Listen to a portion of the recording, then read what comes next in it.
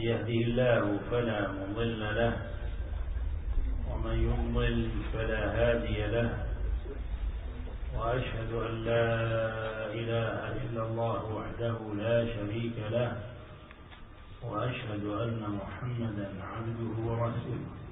أما بعد، حديثنا أيها الإخوة والأخوات حول آية من كتاب الله هي أصل ودليل على مشروعية التعدد في الإسلام وإباحة التعدد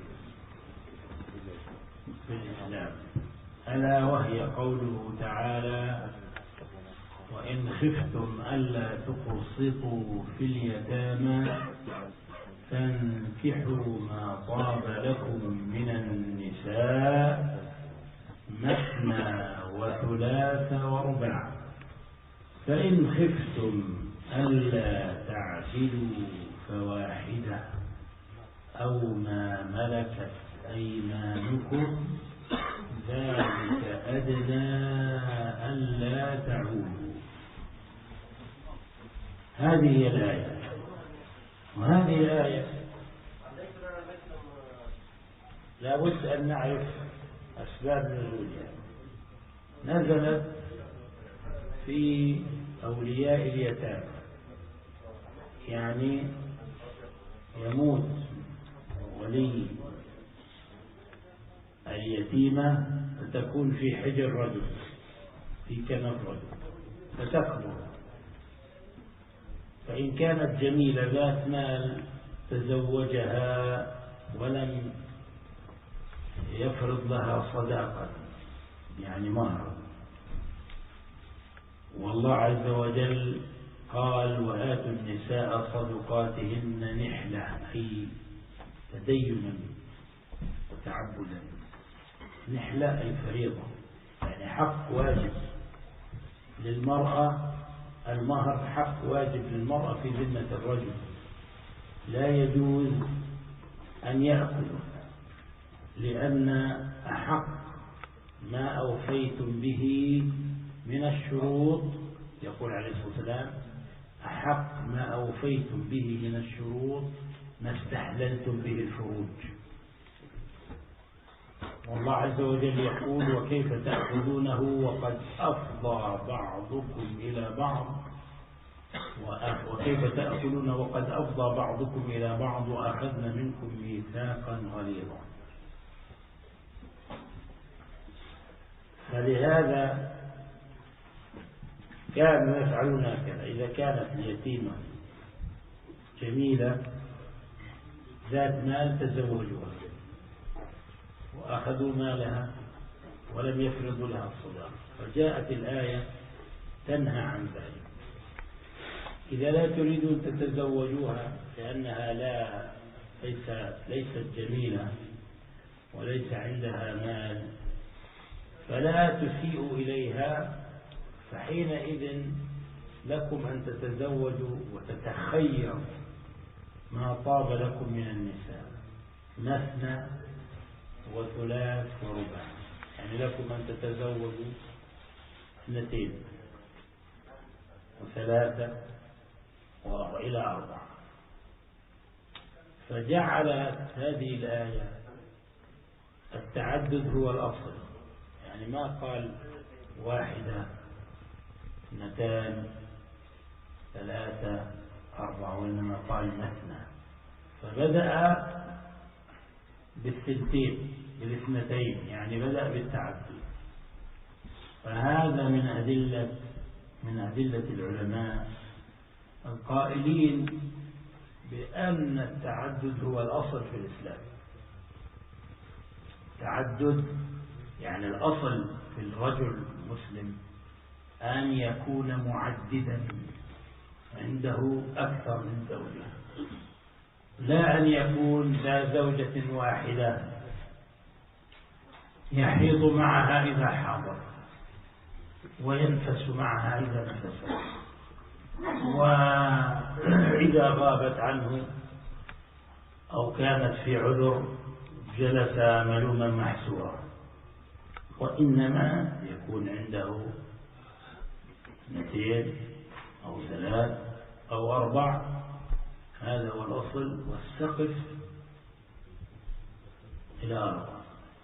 لا يجوز أن يزيد على 4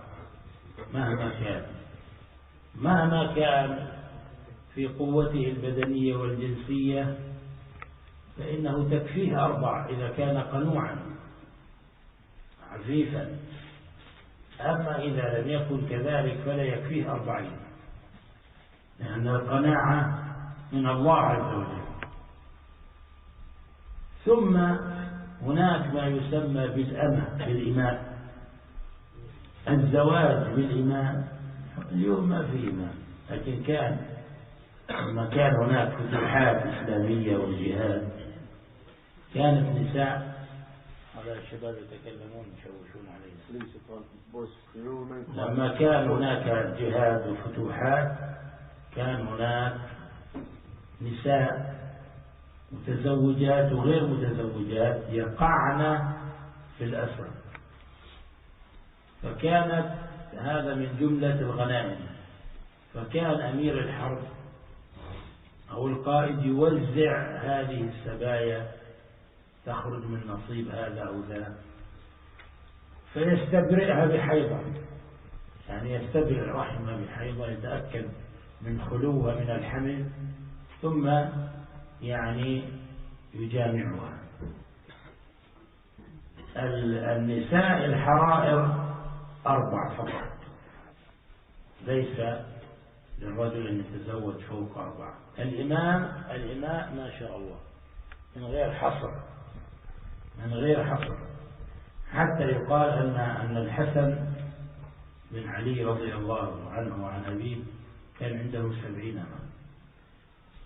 الشاهد أن الإماء بلا حصر وبلا قسمة، يعني لا يشترط القسمة العادلة بينهم.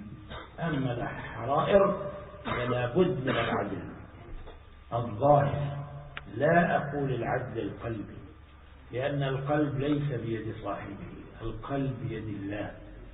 النبي عليه الصلاة والسلام كان يقول: اللهم هذا قسمي فيما أملك فلا تلمني فيما تملك ولا أملك. وكان عنده 11 امرأة، ومات صلى الله عليه وسلم وتحته 9 نساء، وكانت عائشة أحب النساء إلى قلبه، لكن كان يعدل بين نسائه، يعني يبيت عند هذه يطعم هذه مثل هذه، يكسو هذه مثل هذه. إذا أراد أن يسافر إلى غزو أو إلى سفر أقرع بين نسائه، فهذه إذا خرج سهمها أخذها، وكذلك يتناوب في المبيت عند نسائه. كان يطوف عند النساء على نسائه في اليوم جميعا، ثم يبيت عند التي نوبتها. الحمد لله والصلاة والسلام على رسول الله. أما بعد, before the talk started, the Sheikh drew our attention to the fact that it was requested from him to do this talk regarding polygamy on an empty stomach, so that we're prepared. But he said, I promise you that I'm not going to upset the brothers or the sisters.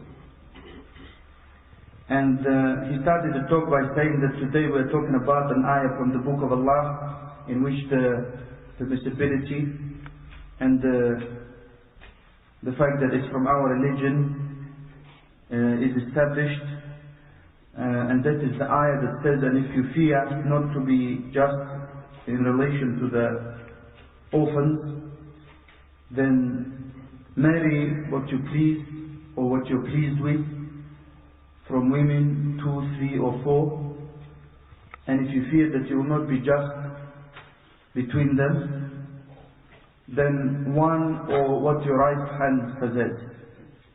That is better, and it will protect you from falling into sin. It is important for us to know what the cause of revelation of this ayah was. This ayah was revealed regarding those people who used to be guardians of orphans, and they used to be taken care by a man who, when she grew up, if it was a girl and she was beautiful, he would marry her even without mahar, without giving her any dowry. And of course by Islam we are required to give it, as Allah subhanahu wa ta'ala said, give the women their dowries, their mahar, tadayyunan, which means that as a religious duty, and it is an obligation upon the man when he marries a woman to give her mahar, to give her dowry. And the Prophet ﷺ said that the conditions that have more right to be fulfilled are the ones with which you make the private parts of women halal. And Allah subhanahu wa ta'ala said, and how can you take it back and consume it, while the women have taken from you a very, very strong agreement? So therefore the ayah was revealed that used to forbid the men who used to be in charge of orphan girls to do that, to marry them without any mahar. And the ayah told them that if it grew up and she wasn't very beautiful, then they are not allowed to wrong them, but rather they are allowed to marry 2, 3 or 4. And this is the ayah that the scholars who say that the general principle in relation to the man is that he should marry more than one, because Allah subhanahu wa ta'ala did not start by saying that marry 1, 2, 3 or 4, but rather he started by straight away saying 2, 3 and 4. And that is the asl for a Muslim man, that he doesn't have only one wife. Going into his monthly period, when she goes into her monthly period, and when she gives birth, as if he gives birth as well. And then when he travels or something like that happens, some circumstance, he sits in blame and in loss. But the top and the limit is 4. Even if he is very, very strong and capable to marry more, the person who wants to be satisfied, he is not allowed to marry more than 4. And that's in relation to those women who are called hara'ir in Arabic, the free women. As for the slave girls or concubines, and of course there's no such thing today. But when the Muslims used to have battles and fight wars, sometimes they would take women as well as men as prisoners, and those women would fall and be part of the booty, maybe of the beauty as well, and they would wait for one menstrual cycle, and then they would be to make sure that there was no pregnancy, and then they would be able to have relations with them. And in relation to the free women, as the Shaykh said, the limit is 4. As for the slave girls or concubines, there is no limit. And it is said that Hassan, the son of Ali ibn Abi Talib radiallahu anhuma, he used to have 70 slave girls. And it is not obligatory to share the time equally between them, between the slave girls. As for the free women, then it is an obligation to be just. And just here we mean by what the person can do in terms of the spending and the time. As for the love and things that are to do with the heart, then there is no control of that individual over that. And the Prophet ﷺ used to say, this is my distribution of my time and my wealth. in what I possess and I have control over, addressing Allah subhanahu wa ta'ala, and do not take me to account for what I have no control over.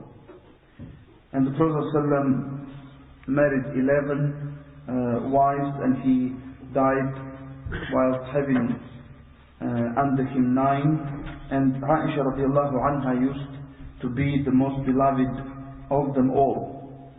But that would not prevent him from being just to them all. He would dress them as equals, he would treat them as equals, and if he were to go to travel, on a travel, he would always draw lots, and the one whose lot came, he would take her, alayhi salatu wassalam.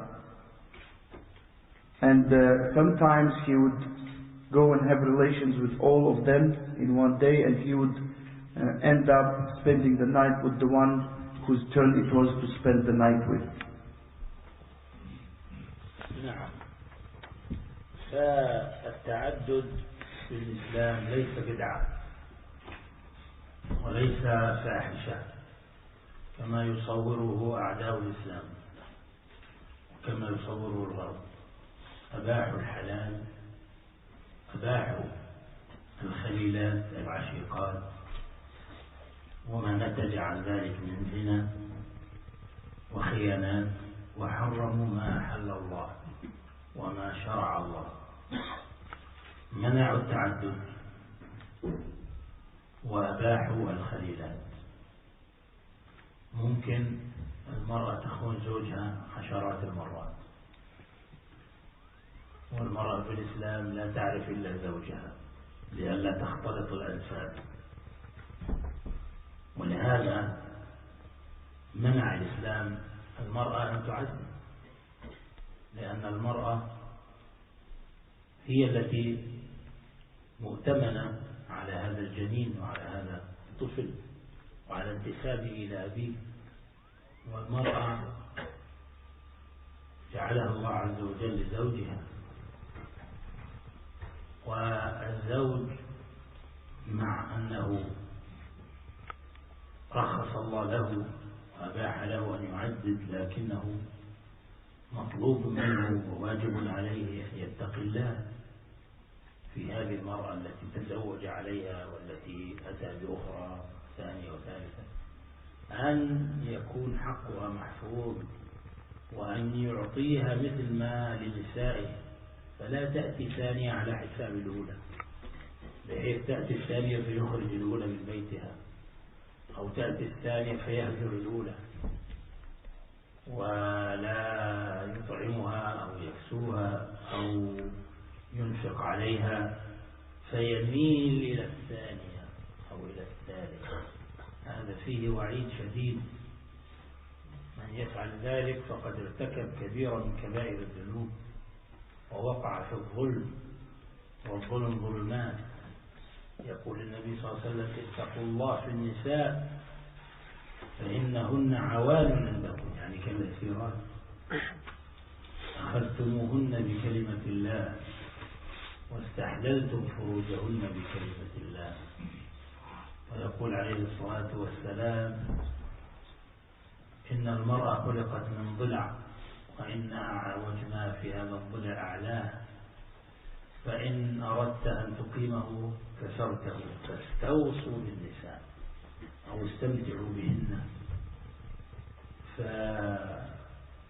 فالمرأة شبهها النبي عليه الصلاة والسلام بالقارورة، والقارورة هي الزجاجة الشفافة الرقيقة التي إذا وقعت وتحطمت لا يمكن أن ترمم. ولهذا أمر النبي عليه الصلاة والسلام أن نرفق بالنساء رفقا بالقوارير، سماهن قوارير. ولهذا لابد للزوج أن يراعي مشاعر زوجته وأن يكون هينا لينا. ولهذا نهي الأزواج عن ضرب الزوجات، وأمر الزوج أن يعالج نشوز المرأة بالموعظة الحسنة أولا، ثم الهجر في المضجع، ثم إن كان ولا بد يريد أن يستعمل الضرب فيكون ضربا غير مبرح غير مؤلم، لا يكسر ولا يجرح ولا يترك عاهات ولا تشويهات. بعض الأزواج هداهم الله يضربون أزواجهم نساءهم ضربا قبيحا، ضربا يعني إجراميا، كأنه يعني في حلبة مصارعة، كأنه ثور هائل، كأنه سبع ضارب يخمشها يعضها يأكلها. هذه وحشية ينهى عنها الإسلام ويحرمها الإسلام. طاف ببيوت آل محمد صلى الله عليه وسلم نسوة كثيرات نحو من 70 امرأة يشتكين أزواجهن الضرب، فخرج النبي عليه الصلاة والسلام على الصحابة وقد جمعهم في المسجد، قال عليه الصلاة والسلام: لقد طاف ببيوت آل محمد صلى الله عليه وسلم نحو من 70 امرأة كلهن يشتكين أزواجهن الضرب، لا تجدون أولئك خياركم، يعني الضرابين لنسائهم، لا تجدون أولئك خياركم، هؤلاء ليسوا من خياركم. لهذا قال النبي عليه الصلاة والسلام: خيركم لأهله، يعني زوجته وأهل بيته وأبنائه، وأنا خيركم لأهلي. وهو على فراش الموت صلى الله عليه وسلم، وهو على فراش الموت يجود بأنفاسه العطرة المباركة يودع هذه الدنيا، يقول: استوصوا بالنساء خيرا. ليت المرأة المفتونة بما عليه الغرب، المرأة المسلمة المفتونة بواقع الغرب تدرك هذه التعاليم النبوية، تدرك رحمة الإسلام بها، وكيف الرسول عليه الصلاة والسلام نبي الإسلام الرحمة المهداة وهو على فراش الموت وهو يوصي بالنساء خيرا. وكيف يقول الرسول عليه الصلاة والسلام للذين لا يتقون الله في زوجاتهم فيضربونهن ضربا مبرحا، قال: أولئك ليسوا خياركم، لا تجدون أولئك خياركم. يعني هذا ذم النبي عليه الصلاة والسلام الأزواج الذين يضربون نساءهم، لأن الإسلام القرآن يقول: إمساكم بمعروف أو تسريح بإحسان. امرأة ما في تفاهم بينك وبينها، يا أخي لا تضربها، لا تؤذيها، لا تحبسها، لا تهينها، لا تذلها، إما تتفاهم معها وتفهمها بالعقل والحكمة، وإما تعطيها ما لها من حق وتسرحها سراحا جميلا. ولهذا قلت إن العدل بين الزوجات من الواجبات، وترك العدل من الكبائر والموبقات. ولا أدل على ذلك من قول النبي عليه الصلاة والسلام: من كان له زوجتان فمال إلى أحدهما أو فمال إلى إحداهما، يعني له زوجتان لكن يميل إلى هذه ويدع هذه، يعطي هذه ويمنع هذه، يضرب هذه ويكرم هذه، يأتي ينام في فراش هذه ويهجر هذه، إيش له عند الله من عذاب؟ يلقى الله يوم القيامة وشقه ساق، يعني يبعث يوم القيامة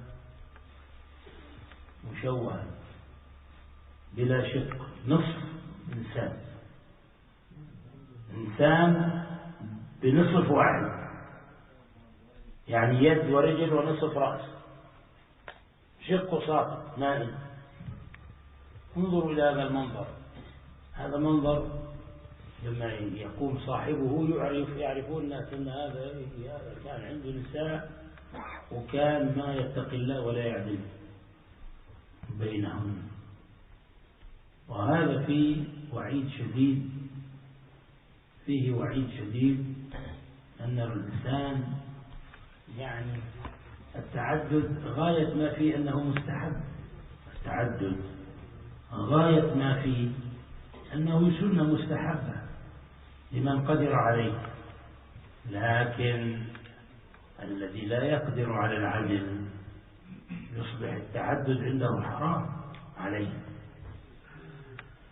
التعدد مباح ومستحب إن قدرت على العدل، أما إذا لم تعدل فترتكب موبقة وحرام وكبيرة، ويوم القيامة تبعث على هذا الحال، أن حال المزري، حال المؤلم، مثل إنسان مشلول أو مثل إنسان معوق معاقل، نصف إنسان شقه ساقط، نسأل الله العافية. لهذا أنت يا تقول التعدد، والتعدد جيد، كلنا نحب التعدد، كلنا نقول تعدد، لكن هل كل من عدد يقدر على مؤونة التعدد، يقدر على أن يعدل؟ ولهذا قال ربنا في الآية بعد أن ذكر إباحة نكاح أكثر من امرأة، فانكحوا ما طاب، وهذا اللفظ هذا النص ما طاب يدل على أن الإنسان ينبغي أن يبحث عن المرأة الطيبة ولا يتزوج الخبيثة، لأنه سيجني على نفسه. من تزوج بالخبيثة، الخبيثة نعني بها المشركة أو الفاسقة أو الفاجرة أو الناشز، من تزوج بها فقد حفر قبره بيده. فربنا عز وجل يقول فانكحوا ما طاب، فانظر إلى الطيبات. إن كنت طيبا فستبحث عن الطيبة، لأن الله عز وجل يقول الطيبون للطيبات. وإن كنت لا سمح الله خبيثا فستبحث على الخبيثة، لأن الخبيثون للخبيثات، ولأن الطيور على أشكالها تقع كما يقال. والزاني لا ينكح إلا زانية أو مشركة، والزانية لا ينكحها إلا زان أو مشرك، وحرم ذلك على المؤمنين. فيجب عليك أن تبحث عن المرأة الطيبة الصالحة، ولهذا جاء في الحديث فاظفر بذات الدين تربت يداك. الله عز وجل يقول فانكحوا، هذا أمر، لكن هل هذا الأمر للوجوب الواجب على كل مسلم أن يعدل؟ لا، هذا الأمر للإباحة. لماذا؟ لأن الله قال في الآية فانكحوا ما طاب، أي تخيروا الطيب من النساء مثنى وثلاث ورباع، إذن 1 2 3 و4 آخر شيء. فإن خفتم ألا تعدلوا بينهن فيحرم عليك التعدد، فواحدة أو ما ملكت أيمانكم. ملك اليمين مفتوح، ملك اليمين مفتوح، لأنه لا يشترط في ملك اليمين القسمة بالسوية بين النساء. في أناس ما شاء الله عندهم 4 نساء ويدعون الله أن يفتح باب ملك اليمين مشان هدم المزيد، وهم قد لا يكونوا قادرين على العدل مع هؤلاء الأربعة، لكن لأنهم لا يفهمون من التعدد إلا الشهوة والجنس، فلهذا التعدد لا يفهم منه الشهوة والجنس. نعم، في التعدد في تحصيل للإنسان، تحصيل لزوجاته، ولكن ليس هو الأصل في الزواج المودة والرحمة والسكينة، لأن الله جعل لنا من أنفسنا سكنا، ولأن الله عز وجل ألقى المودة والرحمة بين الزوجين. ومن آياته أن خلق لكم من أنفسكم أزواجا لتسكنوا إليها وجعل بينكم مودة ورحمة. إن في ذلك لآيات لقوم يتفكرون. فأعداؤنا ومن تأثر بهم من العلمانيين وأعداء الدين ممن هم من أبناء جلدتنا ويتكلمون بألسنتنا، وبعض النساء الجاهلات اللاتي يكفرن بالتعدد يزعمن أن التعدد فقط لقضاء الجنس وقضاء الشهوة. نعم، هذا من مقاصده تحصين الفرد وغض البصر، أن قد يتزوج الرجل بامرأة واحدة ولا تحصن ولا تكفي فيحتاج إلى التعدد، لكن ليس هو الغاية من الزواج أو من التعدد. من غايات التعدد إحصان النساء. هذه المرأة التي طلقها زوجها حينما لا تجد زوجا، من الذي يضمن أنها لا تنحرف؟ هذه تلك المرأة التي مات عنها زوجها وهي شابة صغيرة، لماذا؟ لأن لا يجبر خاطرها ويعالج كسرها ويتزوجها رجل صالح يضمها إلى نسائه ويكرمها. هذه المرأة التي فقدت معيلة صارت مشردة، لماذا لا يحسن إليها ويتزوجها؟ لماذا تفهم المرأة أن هذه عدو لها، يعني الزوجة الأولى أو الثانية؟ لماذا تفهم أن الثانية عدو لها والثالثة عدو لها؟ لماذا لا تفهم أن هذه أخت في الله، وأن هذا من باب الإيثار والإكرام، ويؤثرون على أنفسهم ولو كان بهم خصاصة؟ أنا أقول إن الزوج هو صاحب يعني المشكلة، لأنه إذا كان عادلا بين نسائه مكرما للنساء فستكون هؤلاء النساء كالأخوات. وأنا يحدثني بعض الأزواج المعددين الناجحين يقول أن زوجاته يلبسن من بعض، يستعرن ثياب بعض، يعني لما تكون ليلة هذه تأخذ من ثياب ضرتها أو أختها ثيابها الداخلية لتتزين لزوجها، ويدخلن جميعا في المطبخ، يشتغلن جميعا، يطبخن جميعا، ويتعاونن جميعا على شؤون البيت وكذا.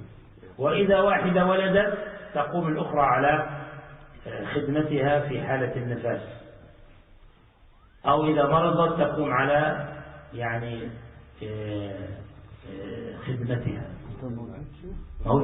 موجود عند بعض ولكن قليل جدا نادر. هذا قليل ونادر. وفي المقابل هناك نساء لا ترى ضرتها أبدا، تقول ما أراه ولا أسمع صوته، ويكون قد وضعها هذه بالشرق وهذه بالغرب. يوجد هذا ويوجد هذا. ولهذا هؤلاء لهم أبناء لا يعرف بعضهم بعض، أبناء ضرائب، إخوة غير أشقاء، إخوة أبناء علات كما جاء في الحديث، لا يعرف أحدهم الآخر، يعني إخوة من أب واحد يمكن يبلغون وهم ما رأوا بعض بسبب الخلاف بين الأمهات والكراهية. إذن هذا ما صار تعدد.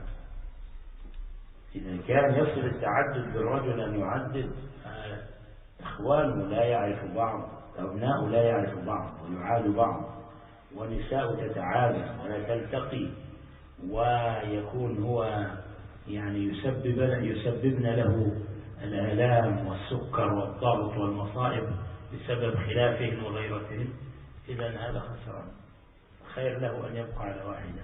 فإن وجد هذه الواحدة يعني غير صالحة يسرحها سراحا جميلة بعد أن يستنفذ كل وسائل الإصلاح، ولعل الله أن يرزقه زوجة أخرى.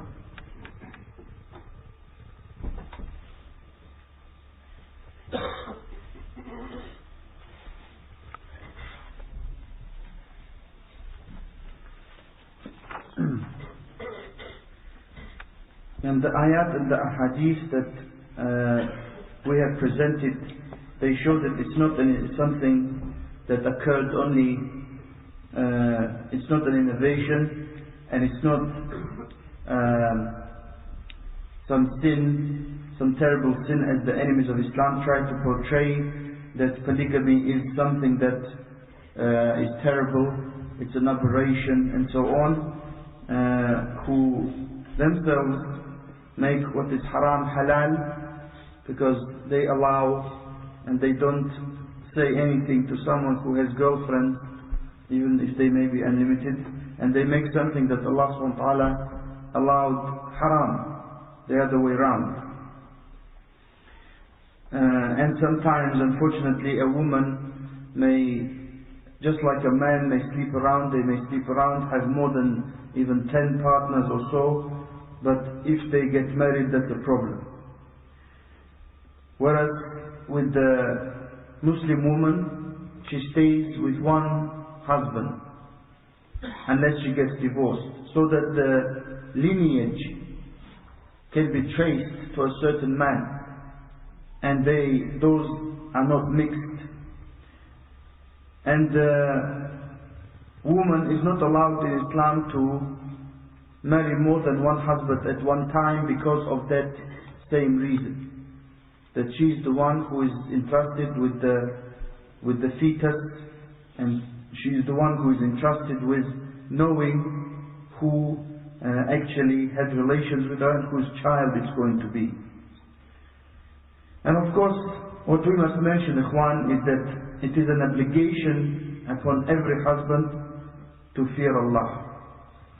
Her rights are preserved, the rights of the wives are preserved in the Qur'an and the Sunnah.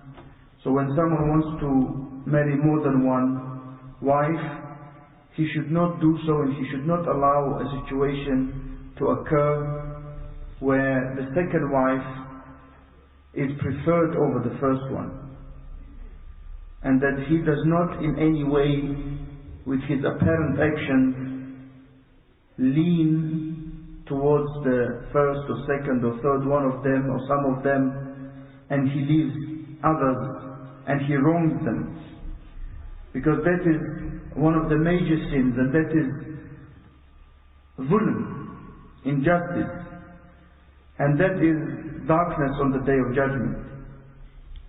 And the Prophet ﷺ used to say, fear Allah regarding your women, because they are like prisoners with you.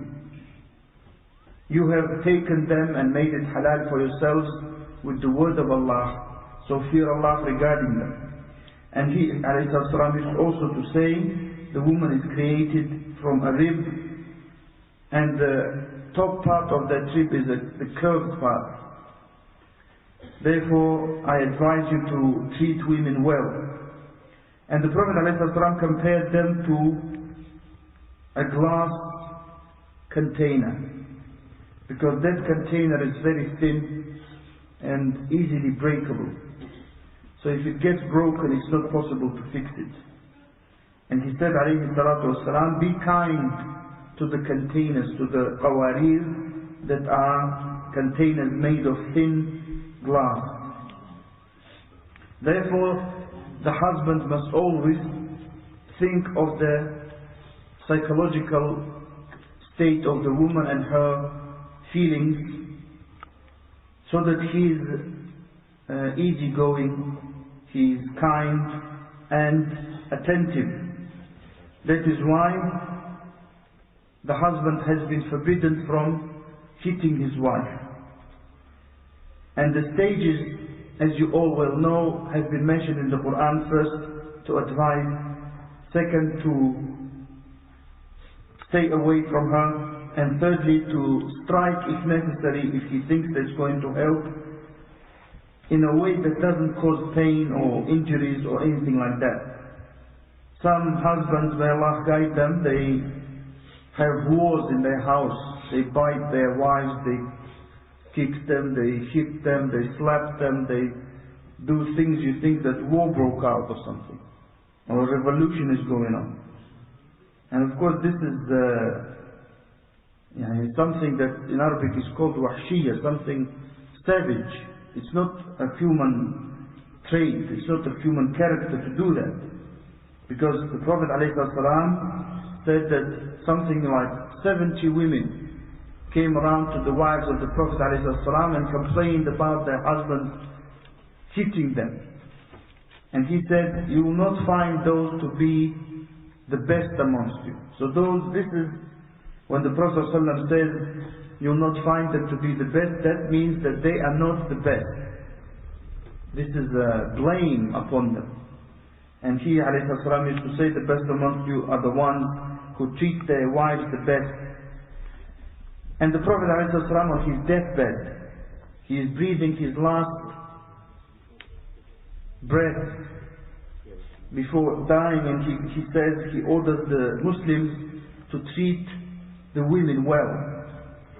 And we wish that the Muslim women who have been affected by non-Islamic ideologies would reflect upon this. How is it that the Prophet ﷺ, dying and breathing his last moments in this life, is telling the men to fear Allah regarding the women? And if someone doesn't like his wife, of course Allah has given us a choice. Either you keep her in goodness or you part with her in goodness. Do not treat her badly, do not abuse her, do not be unjust towards her. If you cannot find mutual understanding, then just let her go in peace and harmony. As for sharing the time and the other things between the wives, that is an obligation upon the husband, and to leave that is one of the major sins. The Prophet ﷺ said, whoever had 2 wives and he preferred one of them over the other, what is his reward of that individual? He will come on the day of judgment having no half of his body. One half of his body will be missing. So imagine his hand, one of his hands will be missing, his whole side will be missing, his leg will be missing, half of his head will be missing. That is a very scary sight, number one. And number two, everyone on the day of judgment will know that he treated his wives unjustly. That is one of the purposes of that punishment. So therefore this is a very severe threat, and we must bear in mind that to practice ta'addud, to practice polygamy, the top that it reaches with the scholars is that it is mustahab, that it is preferable, the top. Whereas for the person who is able to be just, if he is not able to be just, it is not allowed for that individual to marry more than one. And on the day of judgment, if he were to do it and to go ahead and to marry more than one and be unjust, he would come, as we said, with half of his body missing. And of course all of us, and I think the Shaykh wasn't talking about the sisters, all of us, we like to practice polygamy. But when we do we consider it seriously? Do we treat these issues seriously or not? And the fact that Allah subhanahu wa ta'ala said in the Qur'an, ma ta'aba, what you like, it has the same root as tayyib, good. So therefore, this shows that the husband must choose the wife or the wives that are good. They obey Allah and the Messenger alayhi salam. And that he will reap the fruits of that marriage either way. If he chooses a good one, he will find it a good marriage. And if he chooses a bad wife, someone who falls into shirk, iyadhan billah, who is a mushrika, someone who disobeys Allah, someone who may disobey the husband, and treat him badly, he will find the bitter fruits of that marriage. And if the individual himself is good, he must always try and find a good wife. Because Allah subhanahu wa ta'ala said that those who are good are for the good women. Those who are good from the men are for the good women. And of course everyone finds the likeness of himself, as it goes in the proverb. And Allah subhanahu wa ta'ala also said that the men and women who commit zina, adultery or fornication, and do not repent from it, it is not permissible for the believers to marry them. They are only allowed to marry one another, i.e. similar individuals who have committed zina, or they are allowed to marry the mushrikeen.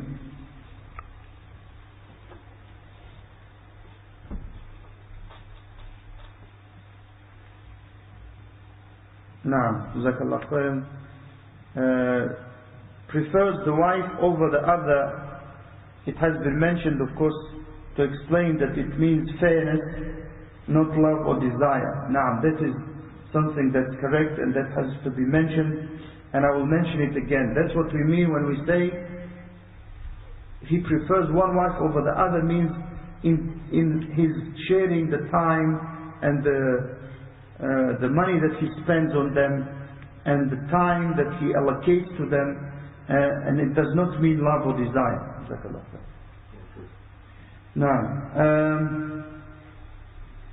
Now, so the people who commit zina, a'yadhan billah, they're only allowed to marry the likes of themselves or the mushriks, the people who commit shirk. And Allah said, and that has become haram, has been made impermissible for the believers. That is why the Prophet ﷺ used to advise the Muslims to marry a religious wife. And he used to say, choose or pick the one who is religious. May your hands be covered in dust. And that is the dua, like we said, that they used to say as a part of their speech. So therefore this saying of Allah subhanahu wa ta'ala, فَانْكِحُوا, then marry, does not mean that it's an obligation upon every Muslim. It is a permissibility. It is permissible for you to do so. And if, as Allah said, if you're not able to do justice between the wives, then marry one or what your right hand possess. Because as we said, the slave girls or concubines, those, it is not a requirement for someone who possesses them to share time equally between them. And we know some brothers who are married to 4, and they say, we wish that we had some slave girls. They say, is there any addition we can add to our family? And of course some people understand by polygamy, or from the word polygamy, that the person only satisfies his sexual desire. There is no doubt that that is part of the deal, that that is part of the marriage. But the general principle regarding marriage, first and foremost, is that there is affection, affinity and mercy and tranquility between the husband and the wife. Allah subhanahu wa ta'ala said, and from His ayat, from His signs, is that He created spouses from yourselves, so that you may find tranquility with them. And He has put love and mercy between you. Those are signs for the people who reflect, who think. And the enemies of Islam and those who are affected from those people who are from ourselves, from amongst ourselves, and they speak our language. And some women, of course, who have been maybe affected by them, they say that polygamy is only to do with satisfying one's sexual desire. And of course, as we said, that has some truth in it, but that is not the whole of the truth. It is possible that a man may marry one and he may not be able to satisfy his sexual desire through her, and he may go ahead and marry a second one, but that is not the only reason he gets married, or at least he should get married. One of the other reasons, and one very important reason, is to make sure that the women do not commit illegal sexual intercourse. Those women who are not married, and some of them may be young, as the Sheikh described, a young woman, for example, whose husband died. Why is she supposed to stay all her life without a husband? Why not for her to join the family of someone who's been divorced? So therefore, it must be understood that even from the point of view of the sisters and the women, that when the husband gets married to a second wife, that should not be treated as a direct challenge to the first, and that should not be understood as enmity between the wives. Rather, the way it should be understood is that they prefer one another over each other. And Allah subhanahu wa ta'ala describes some of the Sahaba radiallahu anhum as having that feature of character. They prefer others over themselves, even though they may have severe need. And sometimes I blame, the Shaykh said, the husband for creating problems. Because many times he does not deal with his wives justly. If he were to deal with his wives justly, very often they would become like sisters to one another. Some brothers tell us, and we inquired for a second time if it was really true. Some brothers tell us, those who are married more than one, that some of his wives, they treat one another like sisters. They wear each other's clothes, they cook together in the kitchen. Yeah, it does exist.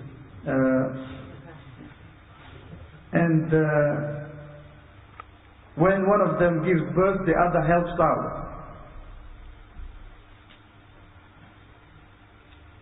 And that is, of course, in stark contrast to some situations where the wives hate one another. They don't want to see one another. Their children never have any contact between themselves. They grow up completely in isolation. This one is in the east, the other one is in the west. Their children don't have a clue about each other. So this is not polygamy. This has become punishment for that individual, because that affects his health. He has high blood pressure, diabetes because of that, and everything else. So therefore, he should not carry on with this course of action. And he should marry only one. And even if that one is not a pious woman, then he should let her go in a good and just way, and Allah inshallah will replace her with someone better if he so desires. إخواني، التعدد سنة قديمة مارسها الأنبياء،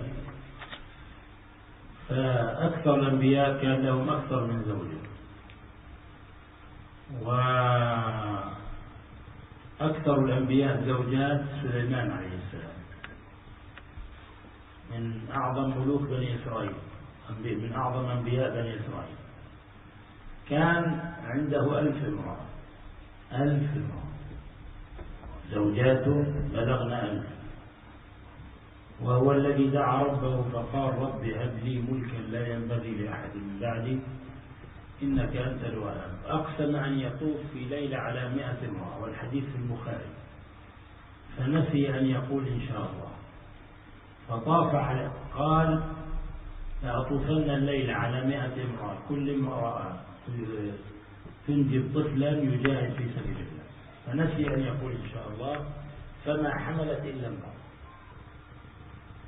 انظروا لهذه القوة الذي آتاها الله سليمان، يطوف في ليلة على 100 امرأة، يجامع 100 امرأة، ولكن ما حملت إلا امرأة وجاءت بشق فارس، نسي أن يقول إن شاء الله. نبينا عليه الصلاة والسلام مات وتحته 9 نساء، وأوتي قوة 40 رجل. الناس يتفاوتون في قواهم في قدراتهم، ولهذا ربنا عز وجل جعل هذا الشرط مثنى وثلاث ورباع. فالصحابة حتى في الجاهلية كانوا يعددون. أسلم غيلان بن سلمة الثقفي وتحته 10 نساء، يعني له 10 زوجات. فقال له النبي عليه الصلاة والسلام أمسك 4 وطلق الباقي، لأن هذا حقا من الحرائر. فاختار 4 من نسائه وطلق الباقي. وأسأل أيضا الحارث بن قيس صحابي آخر أسلم وتحته 8 نساء، 8 نساء. قال له النبي عليه الصلاة والسلام اختار 4 وطلق الباقي. إذن التعدد موجود، وأدلة التعدد كثيرة. يعني هذا الآية التي نحن بدأنا فيها هذه يعني هي أشهر وأظهر الآيات القرآنية الدالة على التعدد. هناك آيات والذين يقولون ربنا هب لنا من أزواجنا، ما قال من زوجتنا. الآية لا تقول، ما في قراءة من زوجتنا، وإنما من أزواجنا، جمع الزوجات. من أزواجنا وذرياتنا أو ذريتنا قرة أعين. بعدين قال النبي عليه الصلاة والسلام في حديث الثلاثة الذين واحد منهم قال أما أنا فأعتزل النساء ولا أتزوج أبدا، وهم بأن يجئ نفسه، يعني يخصي نفسه. فإيش قال النبي عليه الصلاة والسلام؟ قال لما جمع الصحابة وأتزوج النساء، ولم يقل أتزوج المرأة. هذا يدل على أن التعدد هو الأصل. وأتزوج النساء فمن رغب عن سنتي فليس مني. وقال عليه الصلاة والسلام خاطبا أمته وشباب أمته تزاوجوا تكاثروا فإني مكاثر بكم الأمم يوم القيامة. هذه الأمة قال النبي عليه الصلاة والسلام أرجو أن يكونوا نصف أهل الجنة. إيش معنى قول النبي عليه الصلاة والسلام تزاوجوا تكاثروا؟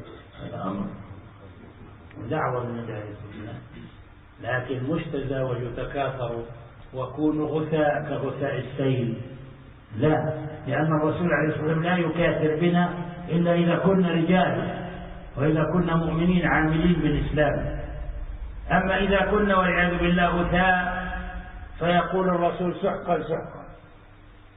ولهذا يعني في أناس أحيوا هذه السنة وتزاوجوا تكاثروا، لكن تركوا أولادهم للشوارع وتركوا أولادهم نهبا للشيطان وضيعوا أبنائهم، مثل بيض السلاحف.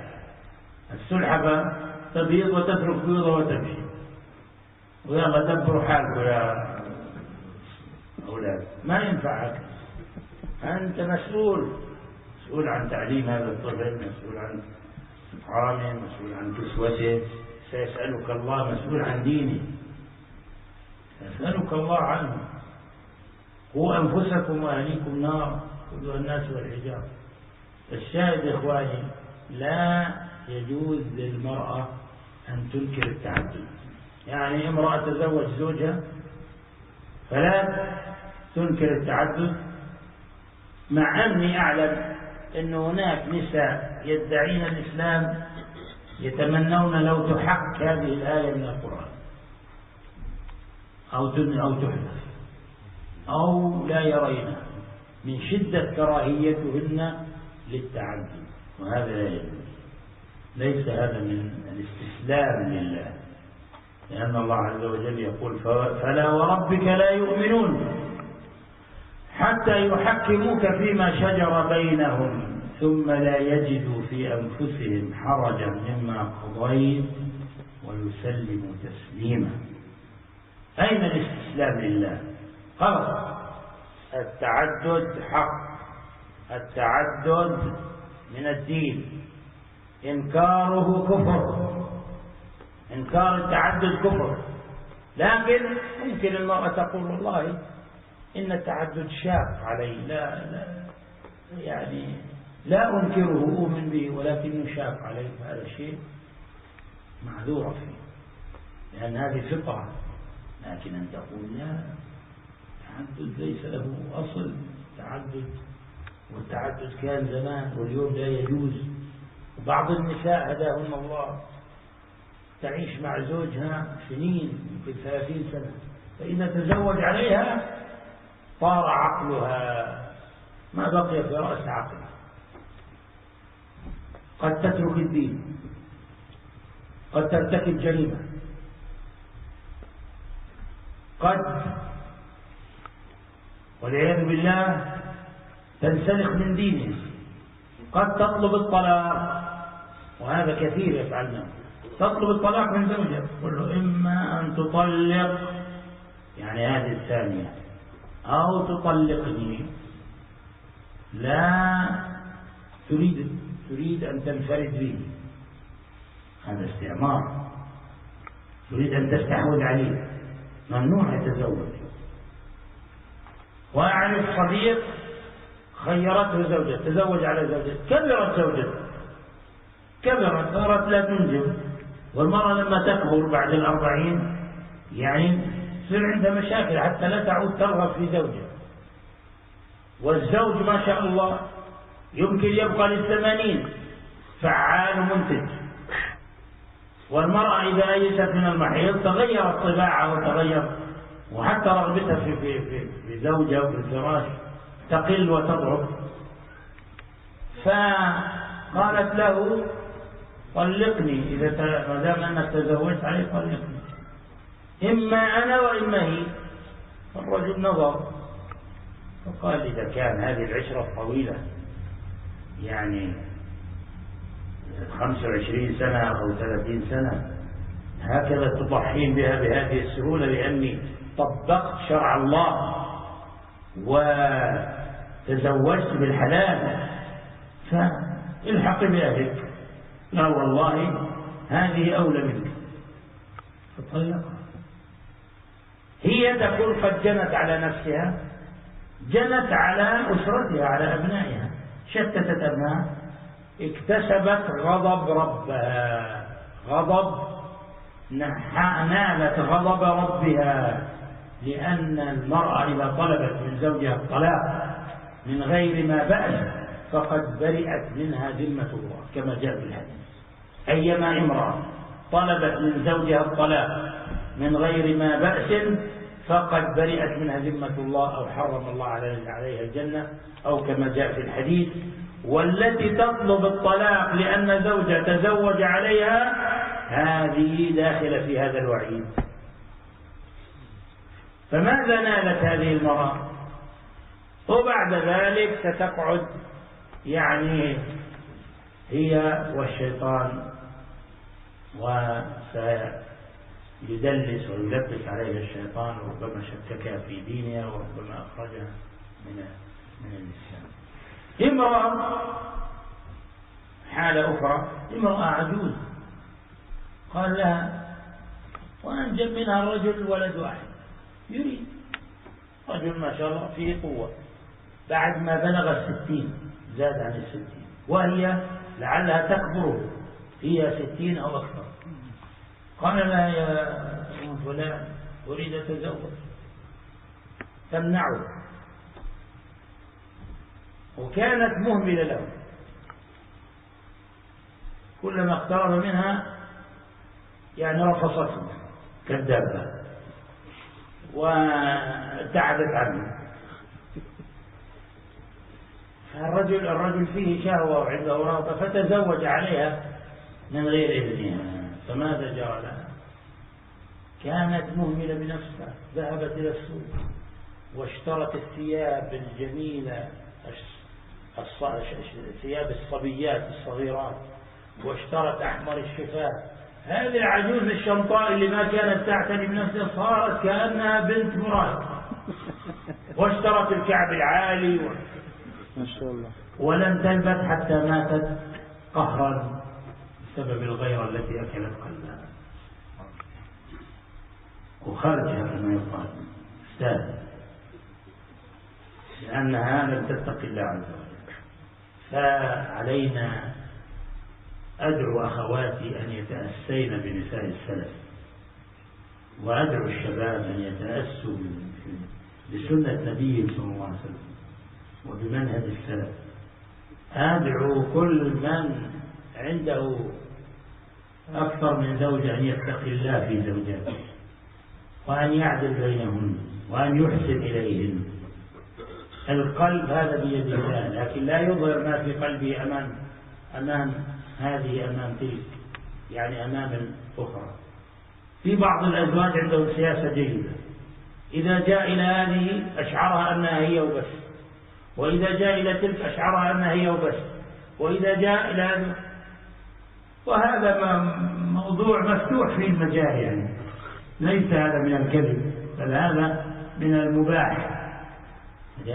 أما أن يكون عند هذه على خلاف هذه، وعند هذه على خلاف هذه، وبعض الأزواج يوقعون بين زوجاتهم، يوقعون فتنة حتى تبقى نار مستعرة ولا يجتمعن ضدهم. نسأل الله عز وجل أن يهدينا سواء السبيل، وأن يوفقنا للعدل، وأن يوفقنا لإحياء السنن المهجورة ومنها التعدد، وأن يوفقنا للعمل بكتابه وتحكيم شرعه وتجنب أسباب سخطه، إنه ولي ذلك والقادر عليه. وأتمنى للجميع التوفيق والسداد والرشاد، وصلى الله وسلم على نبينا محمد وآله وسلم. بارك الله فيكم شيخ.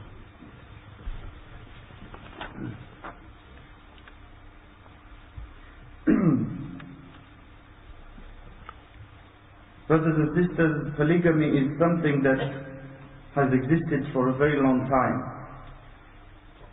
And this is a practice that was practiced by the messengers and prophets of Allah alayhimus salatu wassalam.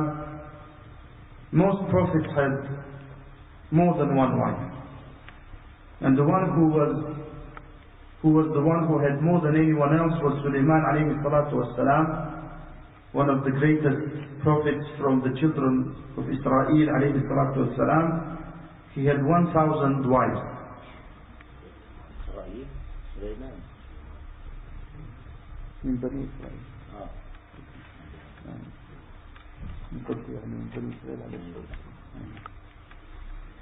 He is the one who made the dua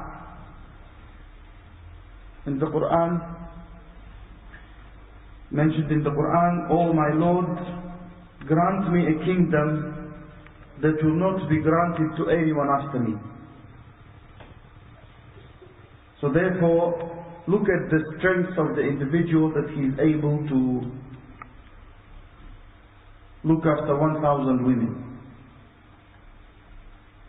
And one night he said that he would have relations with 100 women, and the hadith is in Bukhari, and he forgot to say Insha'Allah, if Allah wills.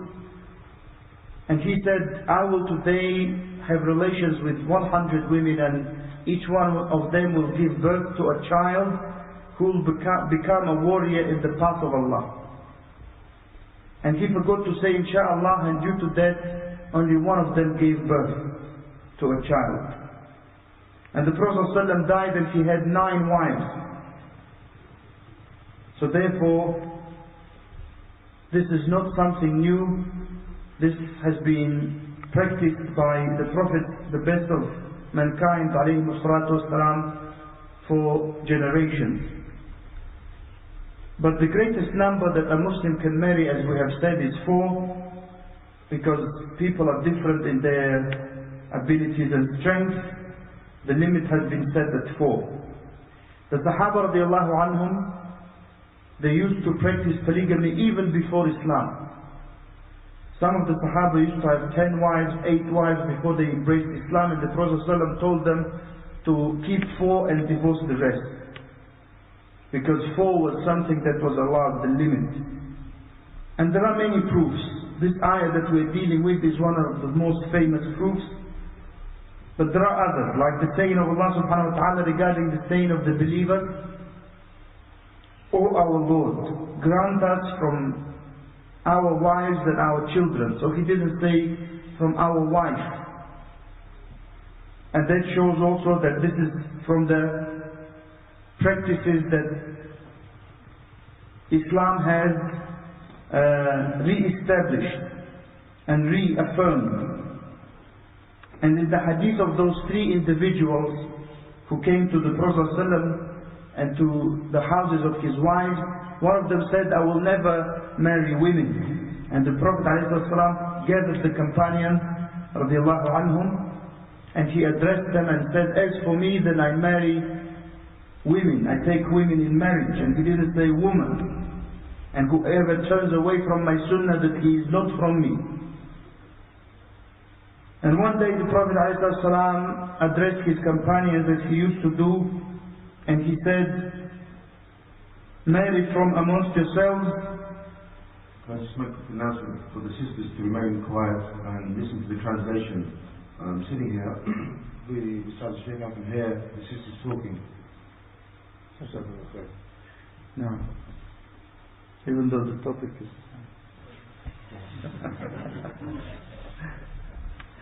Now, the Prophet ﷺ said,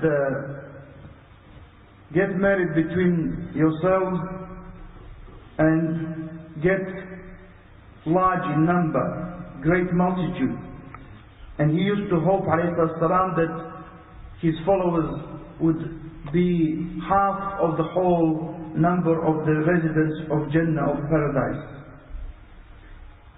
And of course the Prophet ﷺ will be proud to count us amongst his ummah, his nation, only if we are truly men in the full sense of the word, not useless scum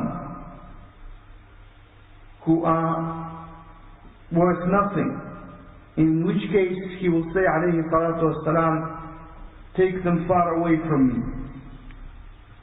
Not like those people who leave their children and abandon them and don't take care of them, just like tortoises do. Those slow moving animals, they come, they lay their eggs and they leave. They say, you look after yourselves, as if.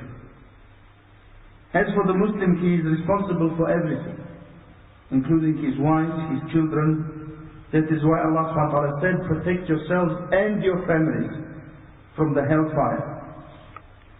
And it is not permissible for a woman to say that polygamy does not exist in Islam.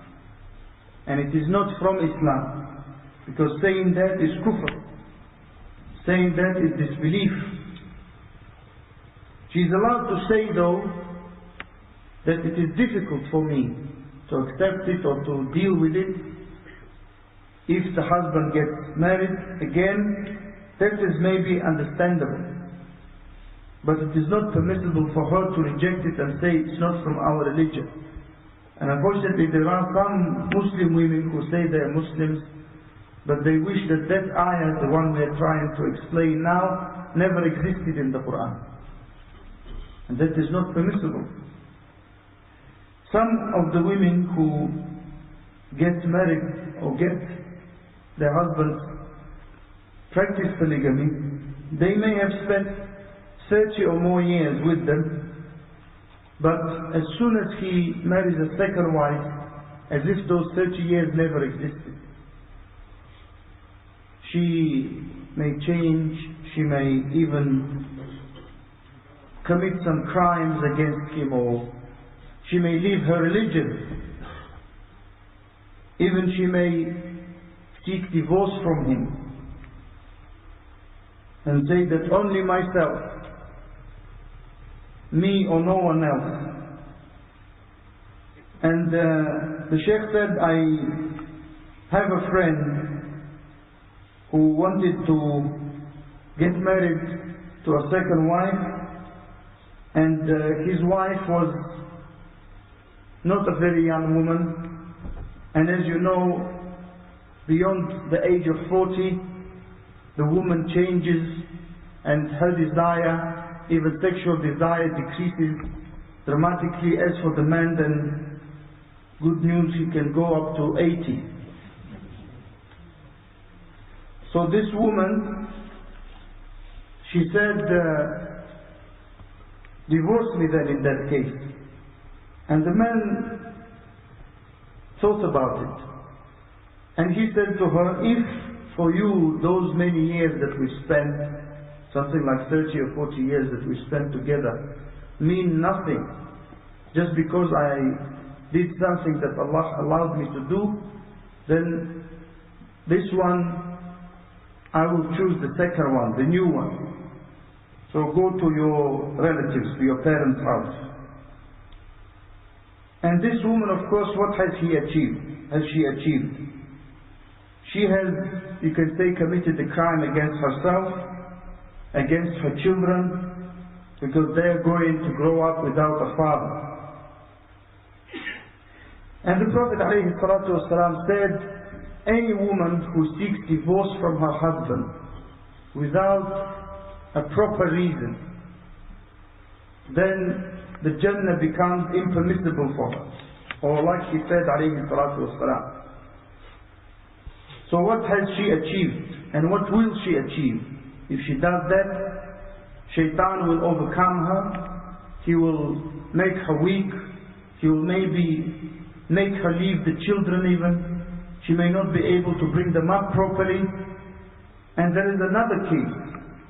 When a man who had a wife and they were both not very young people, himself he was about 60, his wife was more than 60, and they only had one child, and the man, he wanted more than one child.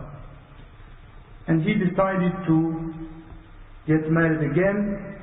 And of course, by that point, the woman wasn't sort of looking after herself much, wasn't really interested much in some of the activities. And every time he wanted to have relations, she would rather stay away from her like a wild animal. So he went ahead and got married without asking her permission. So this woman changed overnight, the first one. She went and bought some nice clothes. She started using lipstick and things like that. She started buying high-heel shoes. She became overnight from a 60-something-year-old woman into a 20-year-old woman. But eventually, she died out of jealousy.